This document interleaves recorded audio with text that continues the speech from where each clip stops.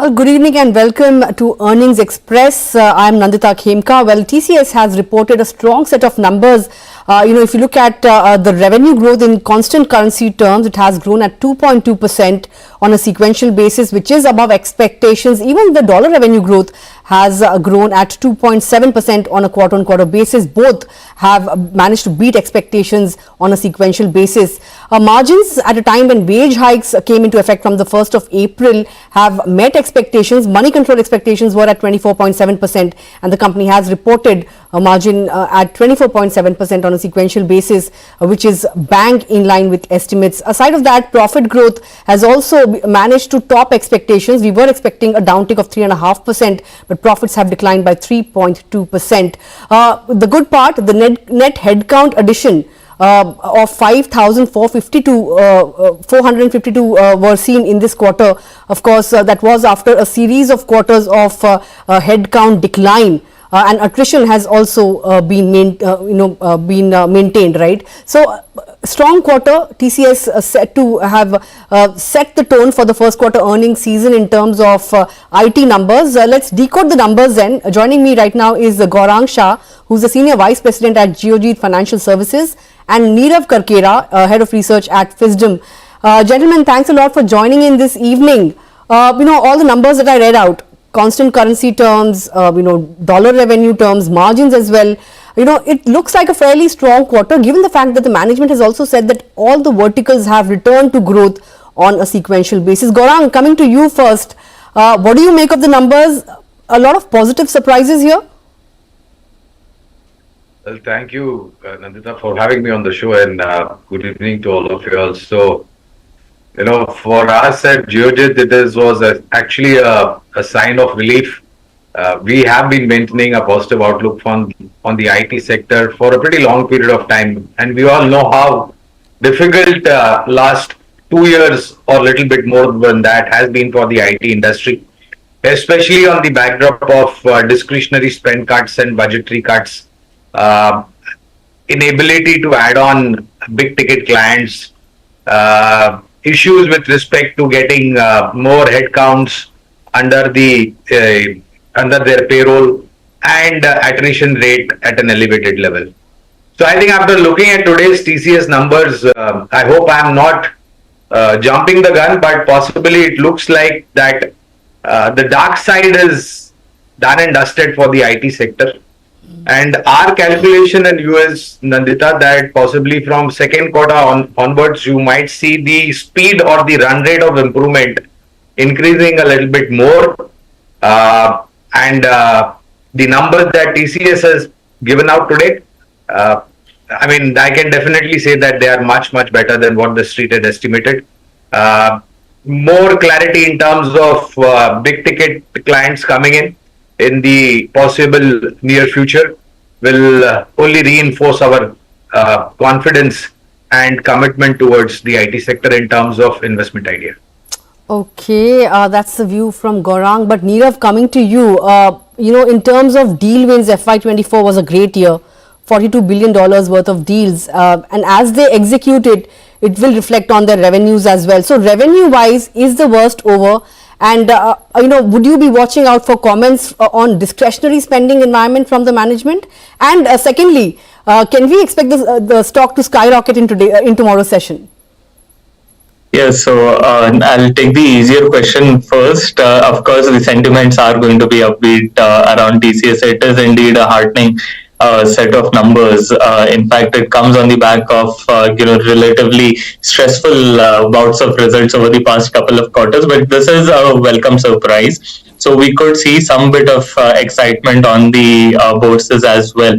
So apart from that, double clicking on the question around revenues, right? I feel if we were to go through it, in slightly more finer detail, one could probably take away that things are looking better for TCS, and it is looking well, especially on the back of large orders like the Aviva deal and the BSNL deal.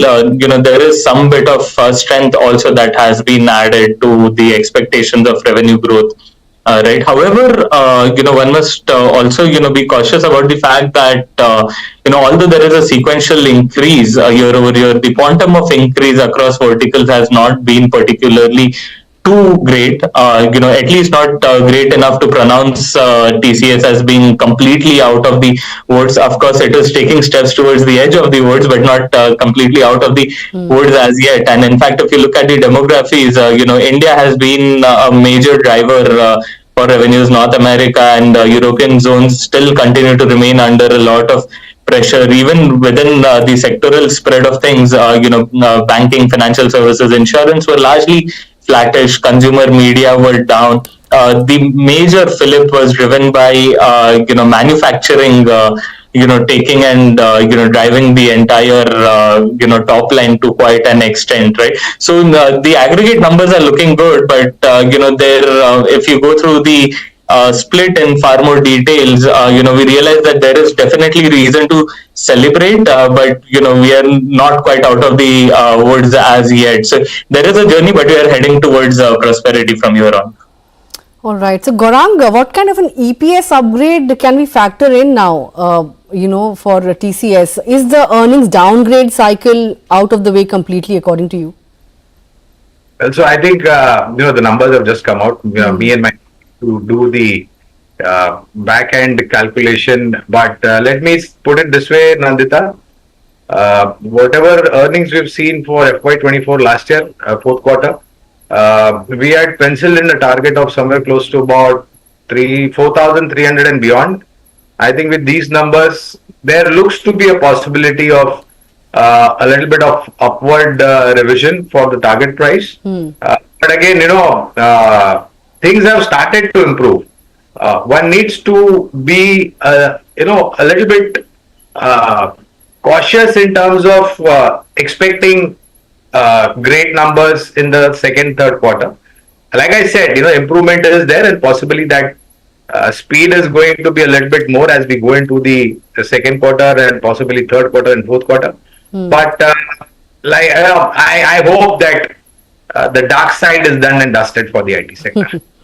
Okay, and will you be making any kind of, would you be tempted to make any upward revisions where the margin trajectory is concerned for FY25 and FY26, given the fact that, of course, we saw wage hikes also trickling in, but the downside was limited because of cross currency tailwinds as well. So here on, would you expect margins to pick up in FY25 and FY26? So, like you rightly pointed out, Nandita, the wage hikes have been, fairly reasonable in this quarter, and yet, we saw a margin expansion at an operating margin level. We saw, if I'm not wrong, it's around 150 odd bips of improvement that we saw in the operating margins, despite such wage rate hikes. So there is a lot of work being done internally, clearly, to improve upon the operating efficiency. If one were to go by the indication and connect the dots with the numbers and extrapolate from there on, there is enough reason to believe that margins shall remain intact, if not grow phenomenally over the next couple of quarters. We are at least not looking at a deterioration, especially considering how they managed this quarter against the backdrop of wage increments, etc. Right? So there could be marginal expansion. There is a decent case. I wouldn't say a very solid case, but a decent case for expansion, but a slightly stronger case for at least margins remaining intact within a range with a bias towards the upside. Okay, just about 4 minutes to go for the management presser to start, the earnings presser to start. Gaurang, what would you like to hear from the management, in terms of discretionary demand environment, perhaps AI landscape, anything in particular that you'll be watching out for? I think a decisive statement with respect to the discretionary and budget cuts that were a huge overhang for the Indian IT companies, not only for TCS. So what is their view over there? That's number one. And number two would be some strong commentary with respect to AI. I think that will possibly give us a little bit of more clarity. And in terms of growth outlook, what is their expectation in terms of getting in more big ticket clients? I want to quickly squeeze in 2-3 more questions. Nirav, coming to you, TCS was the only IT major to share its generative AI deal pipeline numbers. As of Q4, TCS's generative AI pipeline had doubled to $900 million with over 200 active engagements. But does it look like AI deals have gone from the pilot stage to the revenue stage? What are your thoughts? So that is, precisely something that should have been highlighted. I'm so glad you did that. So, while we talk about AI and the pipeline looking very healthy and, the order book looking pretty much, sizable at this juncture, we believe that, it is still in transition. It is still on the books, but not yet, showing signs of making a very good headway in terms of execution, completion, and then conversion into top line. So, right now we are at the very top of the funnel of the, conversion cycle from order to top line.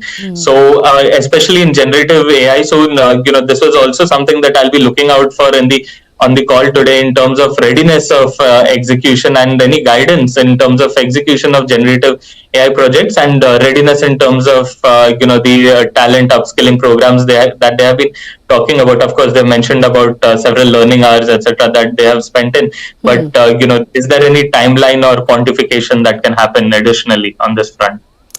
Okay, point taken. But last question to Gaurang, then I'm sure the presser would be starting any moment now. We've seen a lot of activity, in the IT space in the last 1 month. The index itself has gained somewhere around 8%, but TCS hasn't really, performed as well as other peers like Wipro and Infosys on a 1-month basis. So valuations wise, would you say that the good news is yet to be priced in when it comes to TCS? Well, I think immediately from a short to medium term point of view, you can possibly say that. But, not looking at short to medium term because we look at long term. So our sense is that there is still opportunity in TCS with respect to upside headroom. Mind you, Wipro, there was a news item which actually propelled the stock to the level that we've seen, along with, some kind of news flow on Infosys as well. But Nandita, everything will boil down to what Infosys and Wipro have to deliver now that we've seen. What are your expectations, Gaurang, then from Infi and Wipro? For Wipro particularly, would you be expecting a buyback? Well, if wishes were horses, Nandita, but that all leave it to the wisdom of the management. But, Wipro, if I have to compare Wipro, Infosys, TCS, and if you have to ask me my choice of preference, then it would be TCS, Infosys, and Wipro.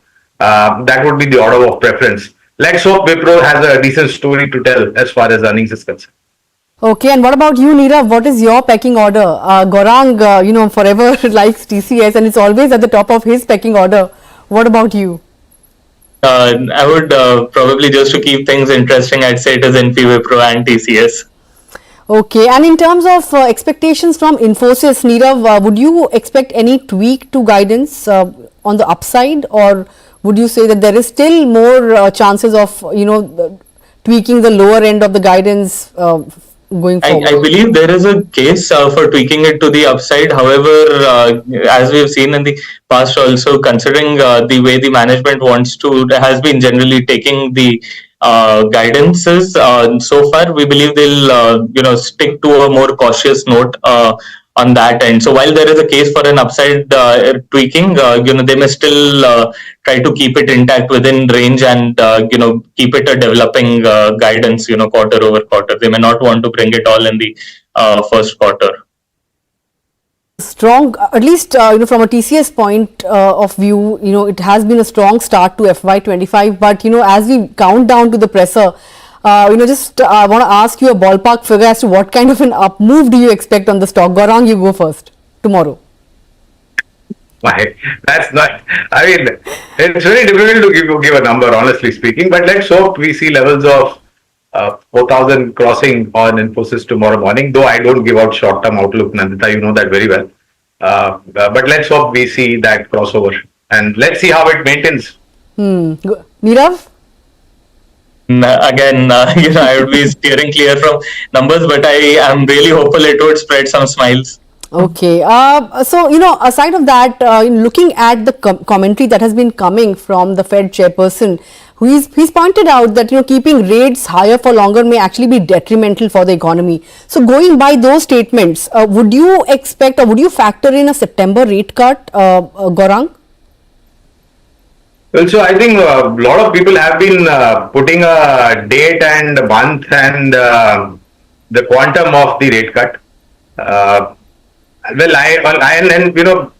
the chair has already said it and made it very clear that everything is going to be data dependent.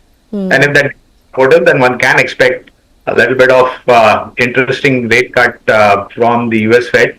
But for me, it would be more interesting what Mr. Das does with our own rates, given the kind of status quo that we had, Nandita. But in case Fed chair has to give you a rate cut, then I think that will go down quite well.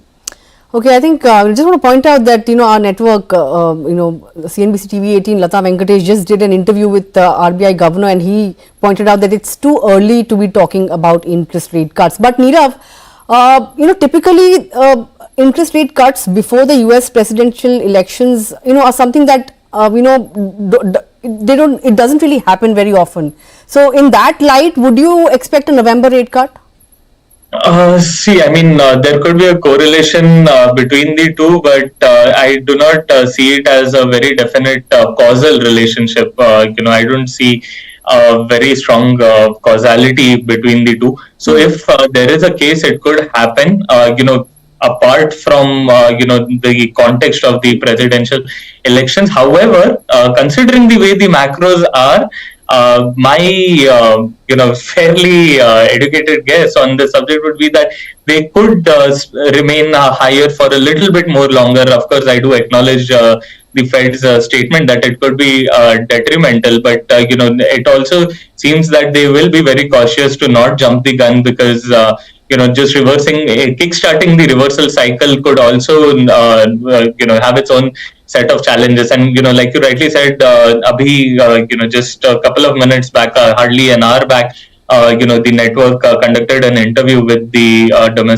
with the RBI governor as well, and over here as well he cited and highlighted certain macro challenges and double clicked on the issue of persistent inflation, which led to his final statement that it could be slightly early to talk about a rate cut, right? So we believe this also draws upon a lot of the US scenario when we talk about macros. Of course, not to say that he mentioned that, but I would assume that should ideally also be one of the factors that we must take into consideration and into context while determining India's interest rate stance forward as well. Since we are talking about earnings, I want to get in your thoughts, Gaurang, on what are your expectations from mid-cap IT names like KPIT Tech and Coforge and the likes, because all of these stocks are quoting at very high valuations. In terms of earnings, what are your expectations? Do you think they will be far better than the large cap names? And secondly, valuations wise, where do they stand? So, Nandita, I think Coforge and LTI Mindtree, if I'm not mistaken, and one more name, which I don't remember, did disappoint for FY24 last quarter. And then we saw a correction also come in to these names. And from then, those levels, they have recovered. In terms of comparison, well, there have been most of the times, some of the mid-cap IT companies have actually done much better than what the large cap has done. And I think even if you look at return on investment over 1 year basis, then mid-cap IT has given you a better return compared to large cap IT. So I believe Coforge, LTI, Mindtree, L&T Technologies, KPIT Tech, we saw Tata LXI, and Persistent Systems. I think these could be better candidates in terms of a positive surprise. Right. Nirav, talking about Tata Elxsi, numbers came out yesterday. It was a mixed sort of quarter and the stock was clearly under pressure. Any thoughts on this particular stock and the entire mid-cap basket? See, the mid-cap basket remains slightly under pressure. It is, now the large caps have just started looking up. However, I feel for mid-cap ITs, at a very broader level, for the entire pack to move, it's going to take slightly longer, at least relative to the larger counterparts. So the building blocks are there. Foundation is strong. Nothing against that, but time in the cycle has not yet come. Right. So that's one. Second, specifically about Tata Elxsi. Tata Elxsi also has a longer runway before it starts. Performing to at least measuring up to the general consensus expectations. The gap is, I would say, meaningful at this juncture. It is not that it's a very narrow gap to fill. So there's some bit of work and some bit of growth that needs to come in from Tata Elxsi also, and there are a few quarters of the business that are trying to drive that growth that I was talking about, but I feel it'll just take some more time before it actually gets there. So I feel a very vertical, select verticals will be driving the next set of growth, and when that happens, probably we can see this gap narrowing further, and the top line, at least I'm expecting the margins to largely sustain, not surprise a lot, but the top line to have the potential at least for an upside surprise. Not that it will, but it does have a potential. So fingers crossed on that. Gaurang, in terms of HCL Tech, the numbers are coming tomorrow, and last quarter I think HCL Tech was one of the IT names that had done well compared to peers. So this time around, would you expect top line to be under pressure? Would you expect, I think it did announce a deal win recently. Any visibility on deal wins going forward for HCL Tech in your estimate? So like I said, possibly the downside days are over for the IT pack, and we see interesting deals coming through as we go into the future. And I think now that we've seen TCS, my sense is that HCL Tech, Tech Mahindra, and of course, hoping Infosys would also deliver something better than what we had penciled down. So I think deal wins should open up opportunities for some of the big, large boys in the IT. Okay, I think the presser is just about to start. As we step into it, just want to recap the numbers then. Constant currency wise, the numbers were above estimates, grew at 2.2%. Dollar revenue also, the growth was at 2.7% vis-a-vis expectations of somewhere around 1.3% on a quarter-on-quarter basis. So it has topped estimates there. Margin growth was under 25%, but it was in line with Moneycontrol estimates of 24.7%. And the supply side issues have also started ebbing. Okay, let's then on that note cut across to the management presser and understand their commentary for future outlook as well. On all our social media platform, and we're coming to you live from the TCS headquarters in Mumbai. A big thanks to all the journalists that are here in person braving the Mumbai rains. I'm going to begin by introducing the management. We have with us K. Krithivasan, MD and CEO, Samir Siksaria, CFO, and our CHRO, Milind Lakkar. As always, we're going to start with the opening address from our CEO. Krithi, the floor is yours.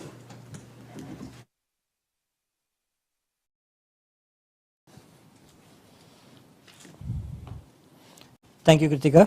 Good evening, everyone. So we are very happy to announce a good start to the new financial year, supported by all-round growth across markets and industry verticals. On constant currency basis, our revenue grew by 4.4% year-on-year and 2.2% quarter-on-quarter. Our rupee revenue grew by 5.4% on year-on-year to reach 62,613 crores. We achieved an operating margin of 24.7% after absorbing the annual wage hike. This translates to 15,442 crores of operating profit. Our net profit for the quarter has come in at 19.2%, translating to 12,038 crores. Consequently, our EPS reached 33.28, up 9.9% year-on-year. Cash from operations at 11,168 crores represents a conversion at 92.8% of net profit. As mentioned in this quarter, almost all verticals and markets achieved positive growth on a quarter-on-quarter basis. On a year-on-year basis, UK grew by 6%, North America degrew by 1.1%, and continental Europe by 0.9%. The new growth markets of India, Asia Pacific, Middle East and Africa and LATAM continue to display strong growth, supporting our diversification strategy. Especially our revenue from India grew by 61.8% year on year. Among the verticals, manufacturing and energy resources and utilities continue to have strong growth.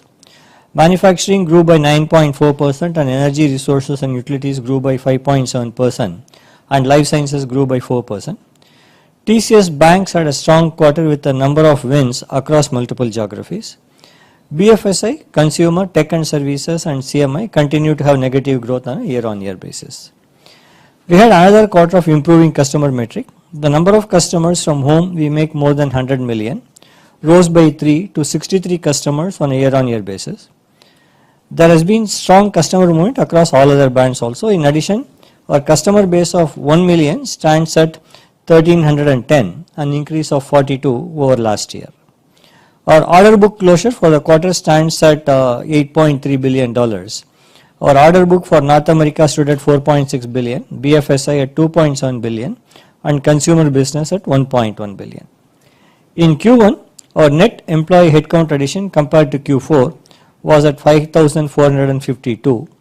Our global employee headcount at the end of Q1 is at 606,998. Our attrition moderated to 12.1% from 12.5%. The board has proposed an interim dividend of 10 rupees per share. This is in line with our practice of returning 80 to 100% of free cash flows back to our shareholders. We continue to see strong traction for our AI offerings in the market. Our Wisdom Next platform that helps the enterprises in adoption of Gen AI at scale has received very strong customer reception. The number of engagements going into production is steadily increasing. We are currently executing about 270 AI projects across TCS. Our AI and Gen AI pipeline has doubled in the quarter to $1.5 billion. Our investments on research and innovation continues. In Q1, we applied for 154 patents and were granted 277 patents. With those updates, I hand it back to Kritika and we will open it up for question. Back to you, Kritika. Thank you so much, Kriti, for the opening address. We'll start with the question and answers. As always, request everyone to keep it to 2 questions so we can accommodate everyone. We also have a few journalists joining online. We'll start with Reema Tendulkar, CNBC TV 18. Gentlemen, good evening and congratulations. Kriti, first question on revenues. Is this kind of revenue growth sustainable? Do you anticipate a pickup as the year progresses and your view on discretionary spending? And also throw some color on the deal wins because it's lower quarter on quarter and on a year-on-year basis. We understand that it's lumpy, but say for the full year, FY25, do you think the deal wins can be better than what we had last year, FY24? At least do you have that kind of confidence? Samir, on margins, it's a strong performance considering the wage hike, but it appears that your employee cost as a percentage of revenue has come down, which raises the question that have you given out less to your employees this time compared to the past, or is there more increased offshoring? Subcontracting costs we know is an element, but other than that, and Milind, do you think you can continue to add to your headcount in the coming quarters? Is that the confidence you have? And even on attrition, the way forward? Thank you. Thanks, Reema. First of all, as I said, we are quite happy with the all-round growth in across all verticals and markets. That's the most important message for us. Your question of whether we can sustain this growth, we are not going to call that explicitly. We still believe it's too early to call whether the growth momentum is sustainable because the market conditions continue to remain same as it was last quarter. So there is nothing new to add in terms of market sentiments. But we at the same time last quarter we mentioned that we believe FY25 will be better than FY24. We continue to hold that stand and we are looking forward to a better FY25 compared to 24. In terms of order book, like you said, it is lumpy. But at the same time, what gives us confidence is the overall pipeline. Like we look at our qualified pipeline and total pipeline, which continues to be at a near all-time high. So it's more a question of timing on how much gets booked in a particular quarter. And the other point is we believe like 7 to 9 at our current revenue range. We are looking at about 7 to 9 billion. TCV is a comfort range and we are within that range. So we don't see any specific issue over there. So Rima, on the wage increments, the overall impact of increments is 170 basis points, and that has been in line with what we have given in the past. Typical range has been between 150 to 200 basis points. Your question in terms of the manpower cost percentage, as you would have seen in the last 3-4 quarters, we have been driving better productivity, improved utilization, and reduction in subcontractor costs. The first two does reflect better on the manpower cost, and that balances out some of the impact of increments in this quarter as well. I think with regard to your question on whether we will continue to add headcount, I think we actually have onboarded 11,000 trainees in this quarter. And trainees being, as I have been saying always, key strategy of basically developing talent at TCS and deploying, and that will continue, in this year. What the net headcount will be every quarter will be difficult to say because it depends on many other factors. With respect to attrition, we are at 12.1%, 40 basis points down from last quarter. I think, I believe it will stabilize at this point with this number. Thank you. Ankur Mishra from ET Now. Good evening, everyone. While we understand that you are not calling it out and not giving explicit guidance per se, but you are maintaining that FY25 will be better than FY24. I want to ask you here, which will be favorable parameters for you for changing the stance, and vice versa, which are the risks which you are seeing, and hence you are saying that you cannot call it out right now. On the operating margins front, there is 1.5% increase year on year. Can you give guidance at least on that part? Will you be able to maintain that operating margin?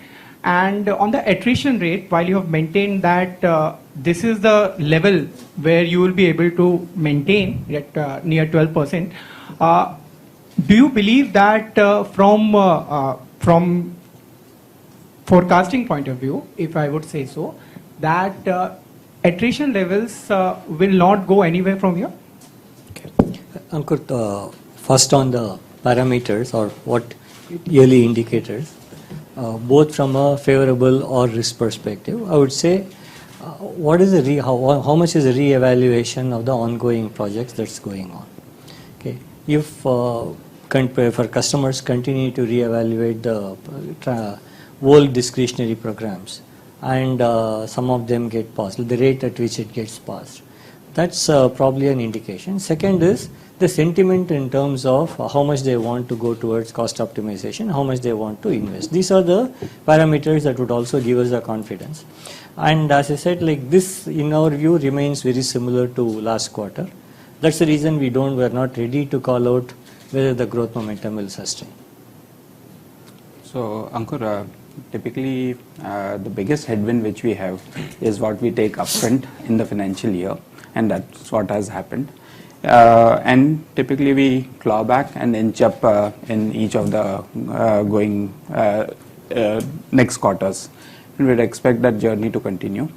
If you look at FY24, we had, after taking the initial increment impact, we inched up almost 100 basis points in each of the next 3 quarters.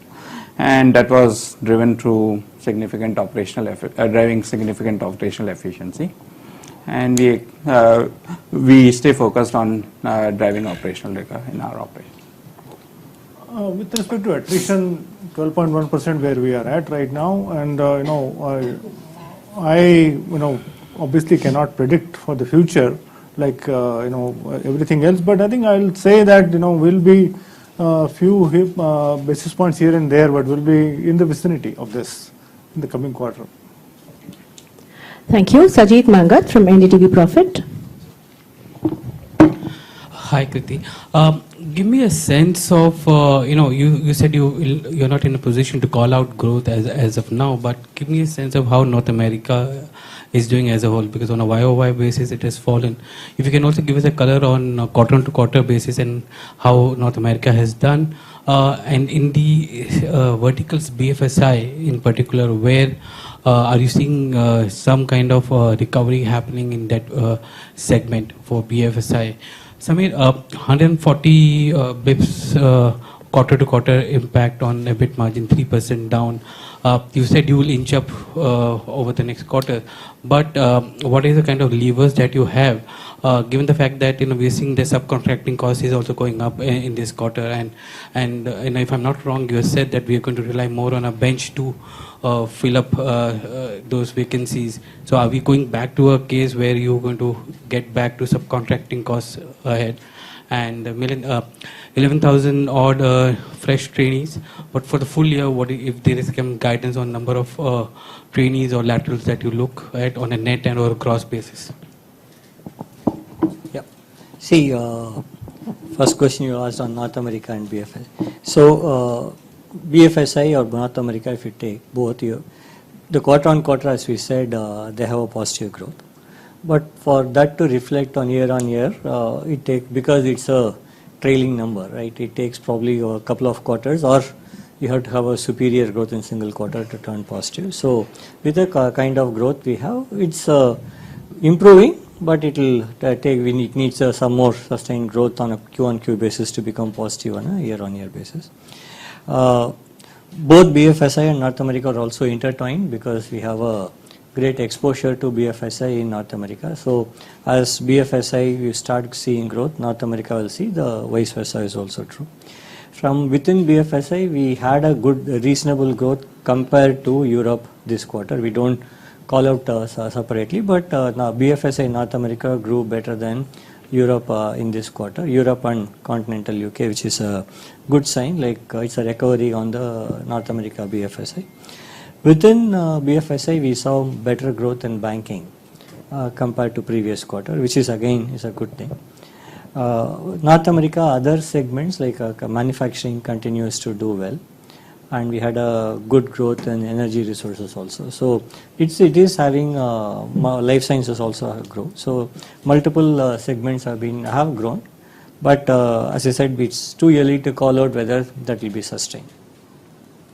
So one data point correction in what you said, it's 130 basis points impact, not 140 basis points. And what levers do we have to inch up? I think in the short term, pyramid, productivity and utilization will continue to be levers which we can rely upon. And in the medium to long term, I think pricing and growth acceleration should help us help on margins. Subcontracting part, so as we called out in the previous quarter, I think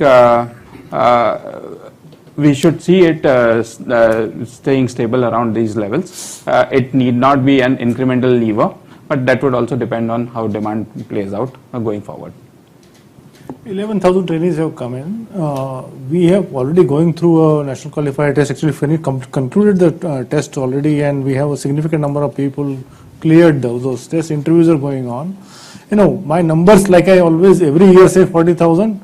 It will be close to that. I can't tell you exactly what that number would be, but it will be. We're trying to basically bring close to that. But depending on various situations, what happens. But that is what we are, going for. One question on the TCV part. $8 odd billion that you said your range is $7 to $9 billion. But if you look at Q on Q from and YOY, how your TCVs have played out, this seems to be a little lower than expected. You said there are some orders which are not getting closed. Are these now, have we seen a trend of orders now getting closed faster, or, is it still the same thing which we have seen in FY24 where, there is a push for these orders to close going forward? See, there is no specific delay or orders getting closed. This particular quarter, we had some major order projects we were expecting to close within Q1 that did not close, that got moved into Q2. It need not be because of decision making delays, it could be of various other reasons. But beyond that, there is nothing much to read in the overall TCV. As I said, our order book is quite healthy. Pipeline is quite healthy as it was in the previous quarter. Previous quarter, we had $12.4 billion of TCV. We are able to replenish all that. Like, that's the most important thing. Our pipeline has replenished and is more or less at a high all-time peak level. So the TCV itself anyway tends to be lumpy. Sometimes you have a very large mega program that comes and skews the TCV also. Thank you. Next question from Dibangana Ghosh, Moneycontrol. Hi. Kriti, my first question to you.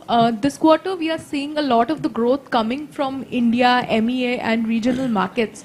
So, wanted to get a sense if this is going to be the trend going forward in the upcoming quarters. And like you also mentioned, is this where TCS is going to strategically bet next? And Yes and no. Like, see, we definitely want to continue to. We already announced last time also.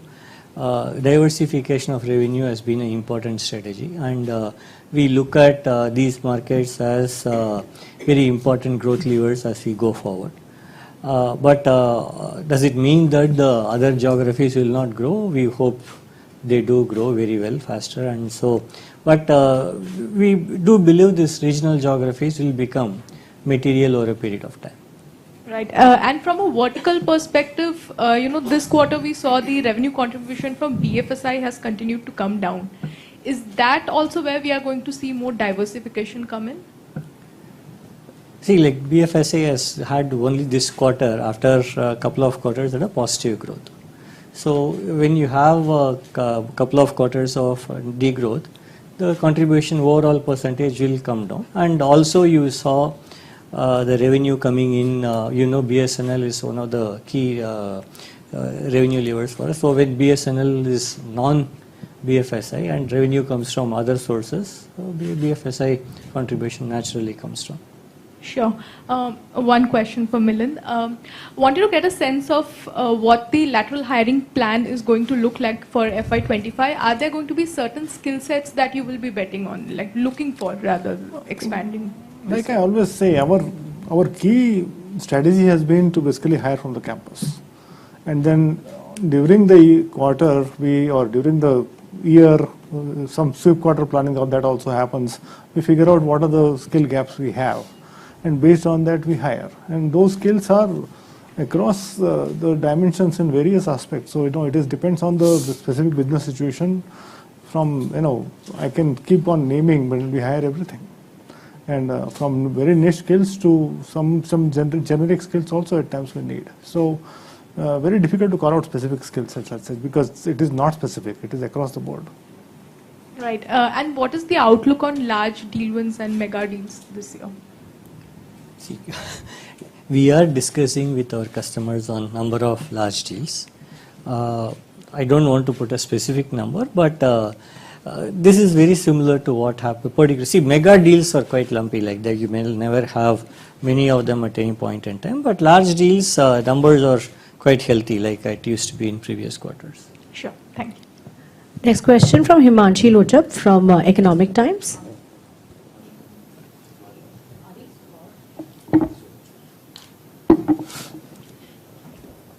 Hi, sir.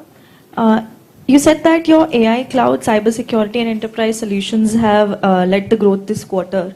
Can you quantify this for us? We have not. We are not giving that breakup. Okay. What we said is that there's been a very strong pipeline in AI, and the number of engagements that we are doing in AI has gone up to 270. So there is a overall good traction to our solutions in the market. And one more thing, there have been aggressive acquisitions by your peers, but we have not heard anything about TCS. So what is your view on inorganic growth, and are you looking at any acquisitions? We constantly look at opportunities to acquire, and as we have said in the past, it has to. We don't want to look at acquisition as a revenue lever. Okay, we believe that it has to. There should be synergy between what we acquire and what we can expand based on what we acquire, and it has to make a business case. So whenever we see such an opportunity, such an asset, we definitely will go for it. And constantly we do continue to evaluate, but as I said, we look for those synergies and we look for a business case in those acquisitions. Thank you. Harshada Sawant from CNBC Awas. Good evening, gentlemen. Kriti, if you could throw some light on AI, cloud, cybersecurity, because your press release specifically mentions that these three segments, including enterprise solutions, have led growth in the quarter. Right. So, what is the kind of visibility in the upcoming deals? Are clients more skewed towards spending in these areas versus reluctance on other areas of spend? Also for Samir, if you could also give me an idea as to how are the pricing negotiations impacting conversations per se? Are they changing at all, or they stay where they are when you go and renew deals? Thank you. So Harsh, the AI, cloud, cybersecurity will continue to lead growth because those are the areas our customers are very keen on and they're interested in. So most of the new investments will be, if it is not about other area that you see a lot of interest is about application modernization or technology modernization. And even then it probably will be moving from a on-prem data center to cloud or something similar. So these three, AI, cloud, cybersecurity will continue along with enterprise applications will continue to drive most of the future growth. So how much of that will I don't want to quantify, but on a overall growth, these service lines will continue to attract a lot of attention. So just to follow, so when you say discretionary spends haven't returned or they stay where they are, they're not holding back on spends when it comes to AI and ES and cloud. Is that correct to understand? See, like cloud sometimes can be discretionary, sometimes customers do it from a cost optimization perspective also. If they see there is a cost optimization, they may do that immediately. Similarly, cybersecurity is not a discretionary option. Cybersecurity, when they find there is a risk, they have to invest on it. So to some extent, cybersec actually is a non-discretionary spend. Whenever they see a risk situation or the vulnerability, the investment will be more. Pricing overall has been stable, like we have been calling it out. There could be aberrations at a customer level, but at a portfolio level, there is nothing material to call out. Ekta Suri from Z Business. Good evening, gentlemen. Sir मैं ये पूछना चाहूँगी कि आपने इस साल wisdom next launch किया, उसको किस तरह का रिस्पांस मिल रहा है और कितनी इंडिया में कंपनीज ऐसी हैं जो जेन एआई को अपनाने के लिए रेडी हो चुकी हैं, their base is strong enough to add Gen AI to the system? Yeah, see, as I said, the response and the reception from the customers has been very strong because it makes it easy for many customers to evaluate multiple large language models. It helps them in easily rolling out templated prompts to different user segments, and it also has the ability to create catalog of prompts for multiple industry verticals. So it makes it very easy for any enterprise to roll it out and evaluate. So the reception has been very strong overseas. India, we have few installations, but we will continue to have more. Companies adapt करने के लिए ready हो चुकी है India में? Actually, we did a survey some time ago, both in India across the globe. Almost 90% of the CIOs have embarked on some program or other. See, the question here is, are they seeing a business outcome? And the question is about scaling. And everyone wants to adapt, but they have to find the right business outcome and find a way to scale it. So, interest-wise, there is a phenomenal interest. But we are still in the early stages because we are not, in many cases, we don't know how to scale, and there are cases where the business outcomes are still being worked out. And also, इस साल आपके और भी plans है data centers को launch करने के लिए, Internet of Things को ध्यान में रखते हुए, cyber security को ध्यान में रखते हुए? We are continuing to have, we did launch a center in Cincinnati on Internet of Things. We have started few centers, cyber security centers in India and overseas. So we will continue to do them. And one last question, any budget expectations, being a key player from the IT sector? See, we have seen over the years, it's, I think we are anyway, Samir probably can explain more, we are moving also towards the what is the tax regime? New regime. New regime on tax. So that's and we don't expect any major impact either way. So we are fine. Thank you. Varun Sood from Mint. Hi, gentlemen. So first, clarification. The entire India growth, is it led by the BSNL growth? Would that be a fair conclusion to draw? Almost 90% of your India business came from BSNL? Varun, like always, we don't split out customer-specific ones. You could probably do the maths, but BSNL is part of India. But we don't split out how much is BSNL and non-BSNL within India growth. But BSNL, other than BSNL also, it has India been grew growing very well. We don't want to give a number. India grew very well other than BSNL also. Right, sir. So the question is, you said in your opening statements that you're very happy with the well-rounded growth at the start of the fiscal year. I would like to believe that in the business where you are, perhaps you know a little bit of directionally sense of where the business is going to come from the next 1 or 2 quarters. But then you are also adding a disclaimer that we don't know whether this growth momentum can be maintained. Now, if we look at the numbers, again, 3/4 of your incremental revenue came from India, year over year, I'm talking about. Samir can validate this, which is largely again led by BSNL. So I'm just trying to understand what gives TCS this confidence when perhaps you are just being a one-trick pony, so to speak, for incremental revenue growth. It's all largely dependent by BSNL.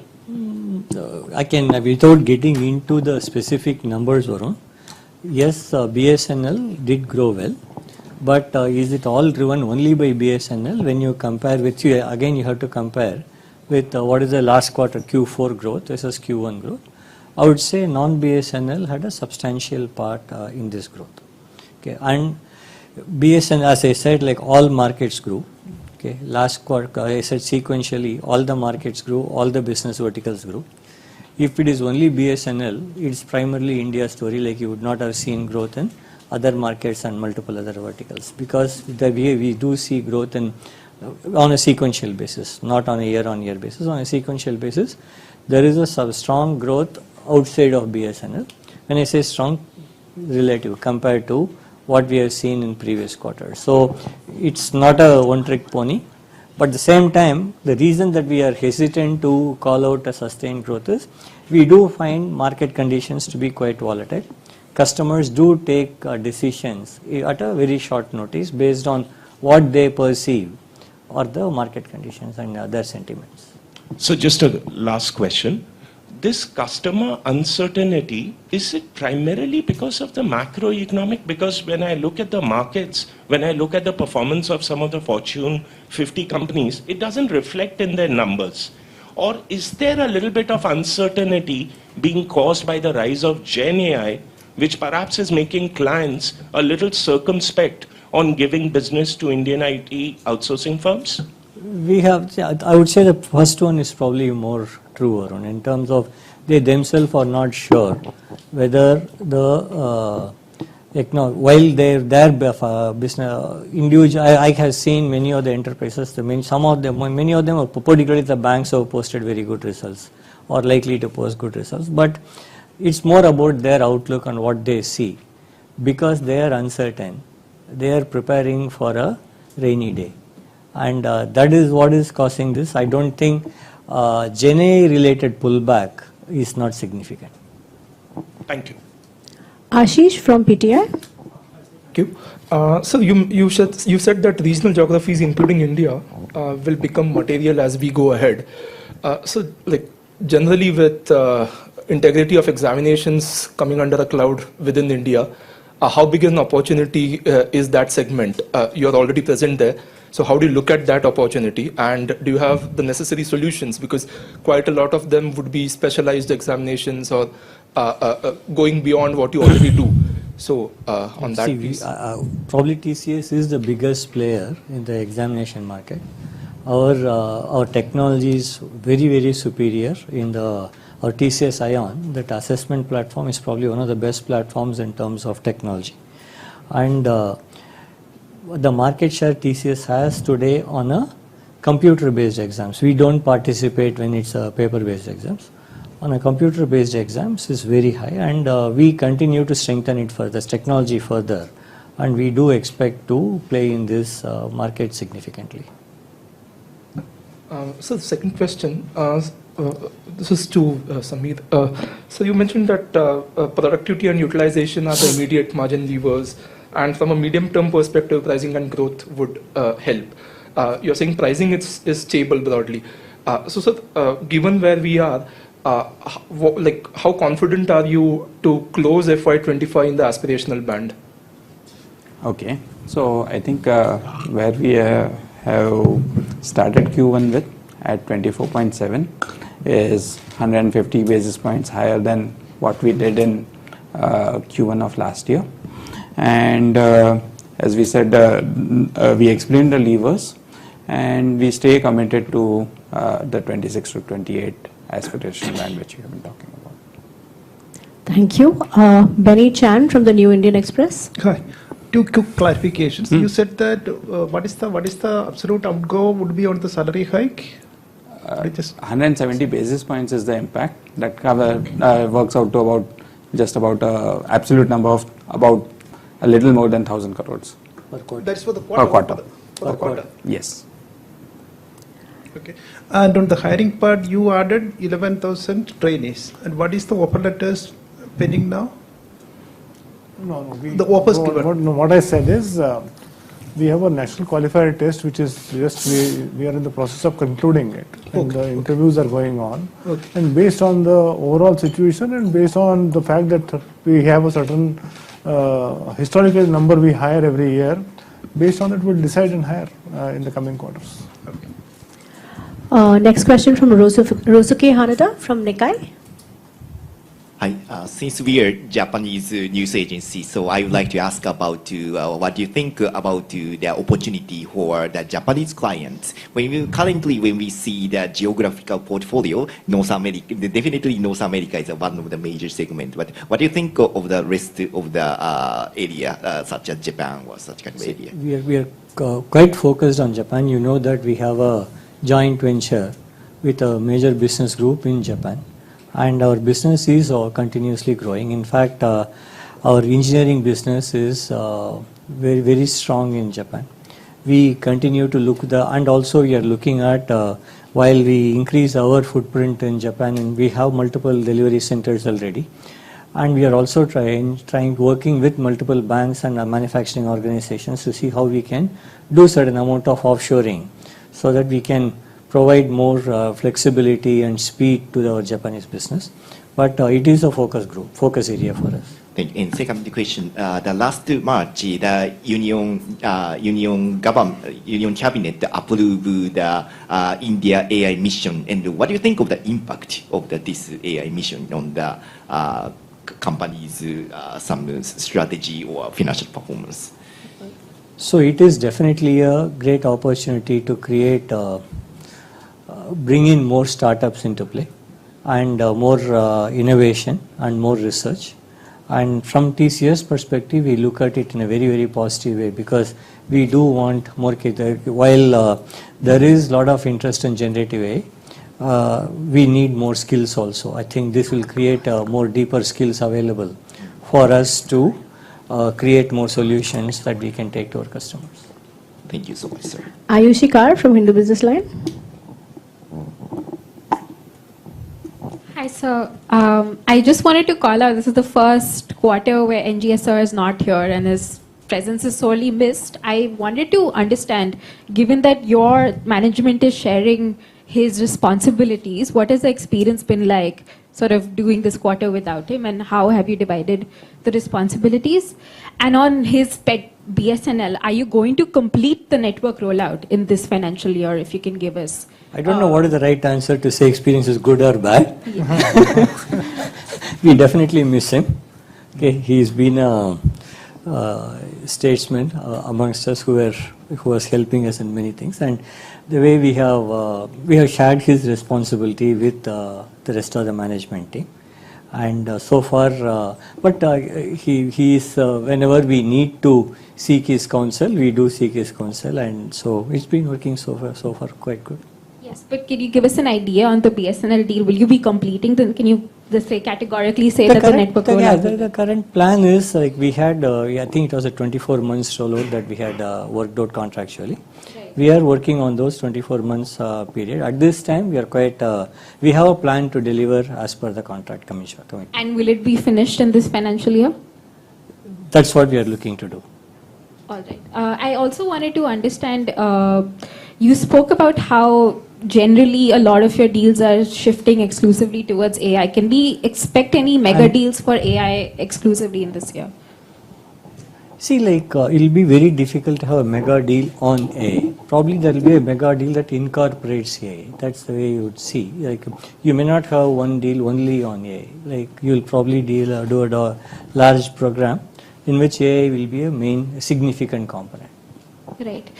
One final question from Milind sir. I know that like TCS's model largely looks at hiring freshers and training them up, but several IT leaders have called out how there is a skill set gap for lateral hires. So can you give us a outlook on that?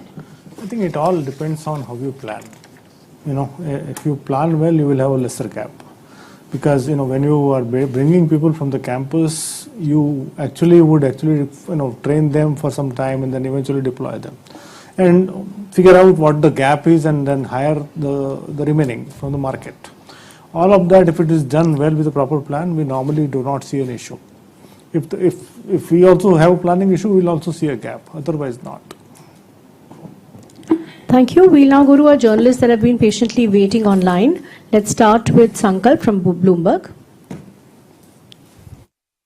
Good evening, gentlemen. Kriti, yes, go ahead. Kriti, I wanted to ask you this question. I mean, you did talk about North America, and whatever we've seen of earnings of some of your global rivals, Accenture, Salesforce, a lot of enthusiasm about AI, but a lot of that is not translating into good growth because clients are still not spending as much. When you spoke about BFSI and the weakness there, of course, like the banks are doing well, but since you now layer AI into all of your products and services, I wanted to ask you that will we see the enthusiasm for AI turning into good, solid numbers as we get into the second half of this year? I mean, and that is in the context of your comment that, FY25 will be better than the last year. That's question one. Milind, I'm a bit confused. I mean, I know you said that, you'll see and recalibrate as you go forward in terms of hiring, but then you also said that the numbers are likely to be around 40,000. So which one is it? And, this is in terms of, India needing more and more engineers, not just TCS, but all companies needing more and more engineers as you drive AI and related services higher. Thank you. Sankalp, I think we did talk about it last quarter.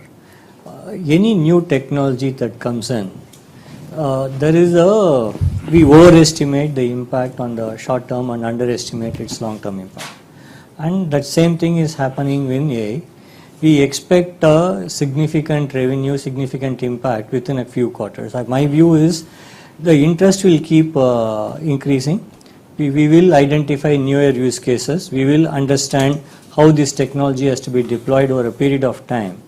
And then you will start seeing it becoming mainstreaming. So at this time, we find many of them are still experimenting. As I said, the number of situations where a true tangible business outcome has been achieved is not very high. But at the same time, it doesn't mean that it will not happen, because for you to get the value out of generative AI, it is not one isolated use case that you can do. You have to get your data pipeline right. You have your data. Sometimes you may have to get the traditional AI models also right.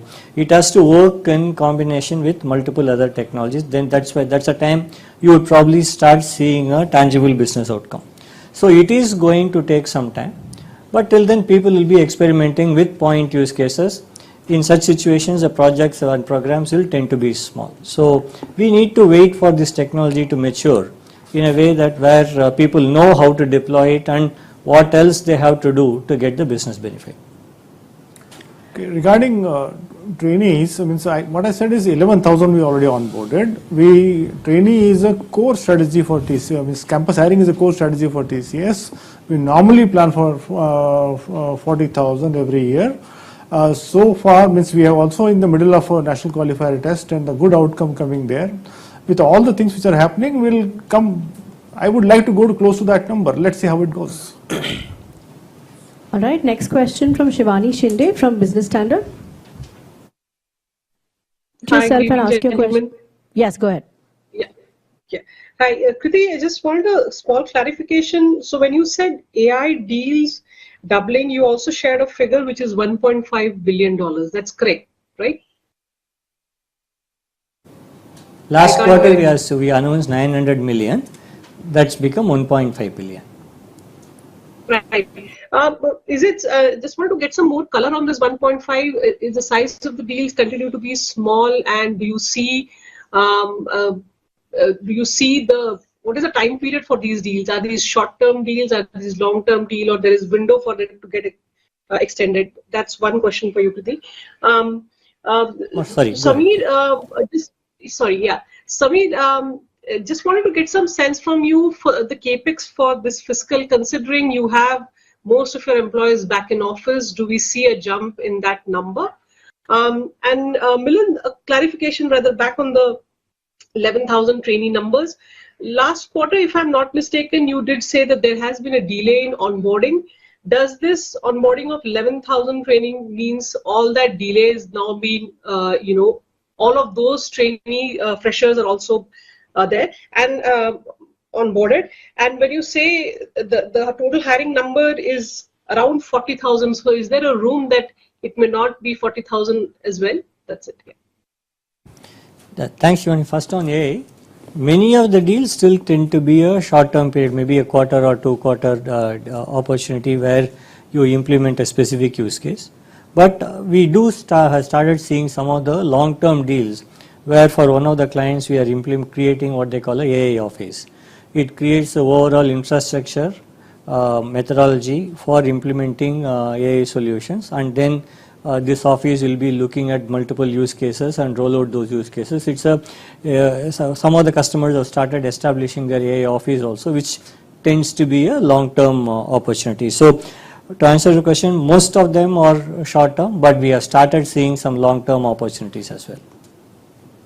And Shivani, our capex in this quarter was about 875 crores, and we have been investing into infrastructure, both physical infrastructure in terms of offices. Expansion plans are going on in about 5 metro cities and 5 more tier 2 cities.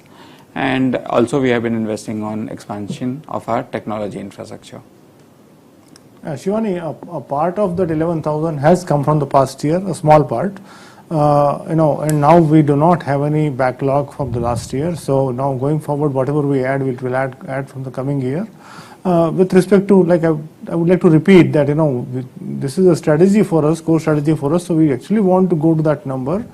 But we'll actually see how it goes over the year and decide as we go along. One clarification. Sajid, let's take it offline. Skill set deficit that you're facing in terms of manpower, because you have relied on subcontracting to. Actually, our subcontracting has gone down significantly, right? So currently, the point is, all our efforts are always to minimize that gap. And minimize that gap through proper planning, proper talent development, and the remaining to hire from the market. So far, we are, the gap will always be there. So some gap will always be there, and we need to manage that always, But it is not significant material enough to basically for us to worry, because and that gap can only be reduced through proper planning, and that we continue to do. Sai Ishwar from Reuters. Hi, gentlemen. Just 2 quick questions. First one, I wanted to ask you, Kriti, you said, it's too early to call, there is about the demand. You were saying that demand growth is not too early to call if growth is sustainable. So, would the reason for this be different markets having different or is it probably only concentrated with North America, where interest rate cuts or US elections having an overhang?